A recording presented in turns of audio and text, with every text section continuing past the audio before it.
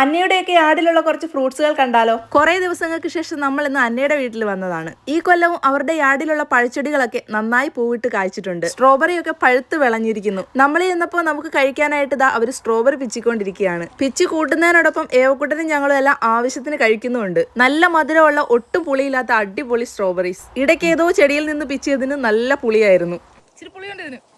പിന്നെ ദാ അവിടെ തന്നെ ഒരുപാട് ഗ്രീൻ പീസും വിളഞ്ഞു കിടപ്പുണ്ടായിരുന്നേ. ഭയങ്കര സ്വീറ്റ് ആണേ. പിന്നെ ദാ ഒരു ബുഷിൽ നിറയെ ബ്ലൂബെറിയോട് സാമ്യമുള്ള ഒരു ടൈപ്പ് ബെറി. കളറും നിറവും ഒക്കെ അങ്ങനെയാണെങ്കിലും ഇതിന് നല്ല കയ്പായിരുന്നു. പിന്നെ ദാ ഇതാണ് നമ്മുടെ ഏറ്റവും ഫേവറേറ്റ് ആയിട്ടുള്ള വൈൽഡ് ബ്ലൂബെറി. കുറച്ച് ദിവസം കഴിഞ്ഞാൽ ഇത് നന്നായി പഴുക്കും. ഇപ്പൊ മധുരം അല്പം കുറവുണ്ട്. പിന്നെ ദാ അവരുടെ ഗ്ലാസ് ഹൗസിനുള്ളിൽ ടൊമാറ്റോയും മുന്തിരിവള്ളിയും ഒക്കെ തളിർത്ത് വരുന്നുണ്ട്. ആപ്പിൾ ട്രീ ഫുൾ ഇങ്ങനെ ആപ്പിൾ പിടിച്ച് കിടക്കുവാണ്. ഇതിൽ ആപ്പിൾ ആണെങ്കിൽ വലിയ ആപ്പിൾ ആവുകയും ചെയ്യും. നല്ല ടേസ്റ്റുമാണ്, നല്ല മധുരമാണ് ഇതിന്. പിന്നെ ഇത് കണ്ടോ, വീടിന് സൈഡിലുള്ള പാടത്തായിട്ട് നിറയെ ഓട്സ് ആണ് കാഴ്ച നിൽക്കുന്നത്. കാഴ്ചകളൊക്കെ കണ്ടു. ഇനി നമുക്ക് പോയി എന്തെങ്കിലും കഴിക്കാം. ചിപ്സും വാട്ടർമെലനും പിന്നെ നമ്മൾ വെച്ചുകൊണ്ടുവന്ന സ്ട്രോബെറി ഒക്കെയാണ് കഴിക്കുന്നത്. എന്തോ കഴിക്കുന്നത്? കൊള്ളായിരുന്നോ?